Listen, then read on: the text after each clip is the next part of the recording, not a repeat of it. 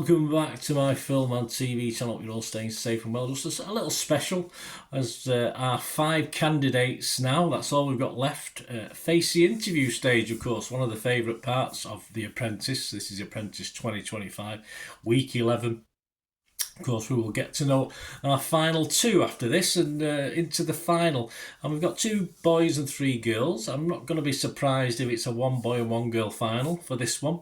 But we've got 5 people who've mainly run their own businesses. So it's an interesting scenario. And certainly 3 or 4 of these businesses of interest to me. Sometimes they're a bit bland, a bit samey. But I think Lord Sugar might be impressed with some of the business ideas and potentially for him to invest in.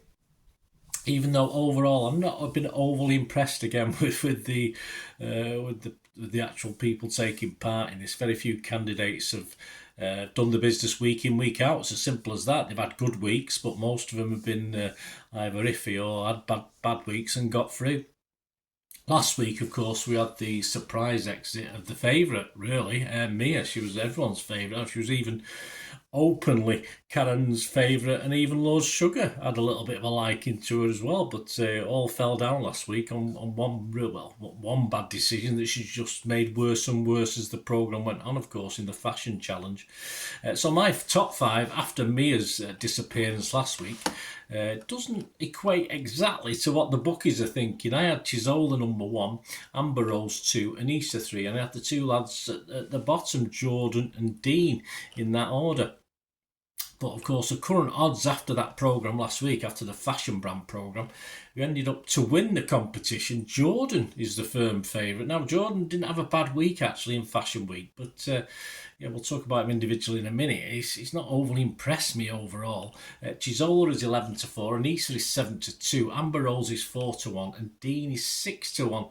And to make the final, final 2, Jordan is odds on. He's 4-6 on to make the final. Chizola is evens, so no surprise there. And then they're followed by Anissa 11-8, Amber Rose 13-8, and our old chirpy Cockney Dean 9-4. So a couple of surprises, but I'm not overly surprised. Just having a look at the candidates individually.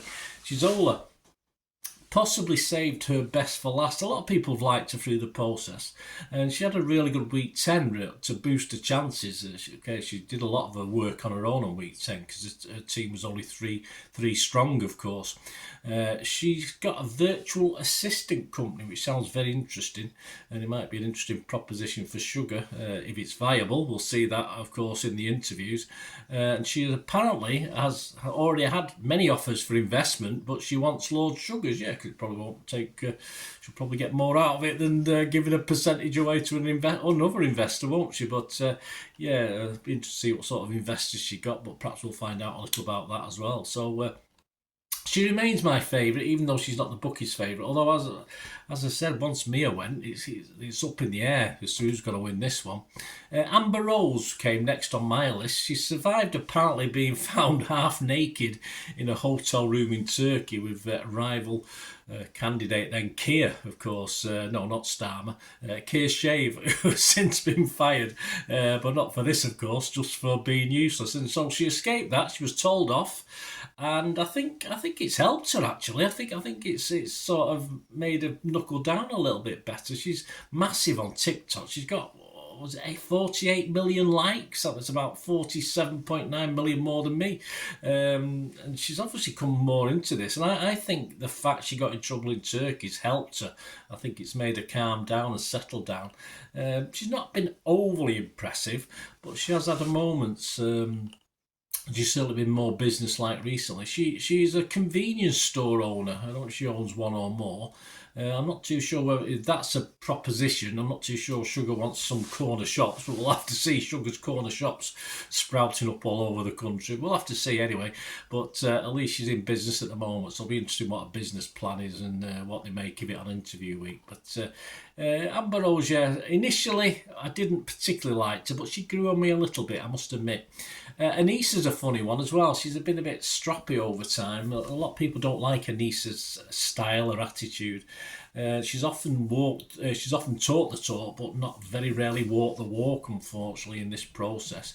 But she's got her own pizza brand, which is interesting. It's a combination of India and Italy with a parental background. So I'm not too sure. Or yeah, sure. I don't think he's got a pizza company, has he, Lord Sugar? Will he fancy a piece of the pizza business? Tikka masala pizza, anyone? I don't know. I don't know if he fancies that. But Anissa, not my most favourite. Not a lot of people's favourites from looking at comments on the vlogs I've done, etc. So we'll see how Anissa does. But she does have a way of winding people up and annoying people.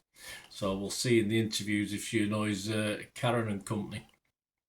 Jordan's interesting one. He's the firm favourite, of course, to win this, and firm favourite to get through to finals week, which doesn't surprise me because I think he's shown quite late in this, but he's really got through to this final five more by luck than skill, because there's another one who's got a bit stroppy at times, a bit sulky. His late show might just carry him through, though, to the final, as I think there will be an urge to put one boy in the final this season, because don't forget the last 5 seasons of The Apprentice have been won by the girls, quite rightly. The boys have been pretty bad, but I think Jordan Dean, one of those two guys this week, has got a really good chance, because I think there'll be an urge or a need to get a guy into the final. And he's got an interesting business idea as well. He's got a 3D animation firm. He wants to be the best in the world. Big money to be made there if you're good at what you do. And this might be different enough to animate Lord Sugar into wanting to invest, of course. So Jordan's an interesting one. As I say, he was down my list in 4th out of the 5. But as far as the boys are concerned, if we're going to get a boy to the final, for me, he's the guy that stands out. Which leaves us to the last guy, the cheeky Cockney. Well, he's not a Cockney. He's probably not born in the sound of Bow Bells, but we call them Cockneys. We call them all the same, don't we? Lord Sugar type Barrow Boy candidate, Dean, of course, the boss of his own air conditioning business. He had I don't know if it's Trustpilot, but he won an award for 5-star reviews. So he seems to deliver on what he does, so that can be a good thing, certainly when he's got a decent business plan put together.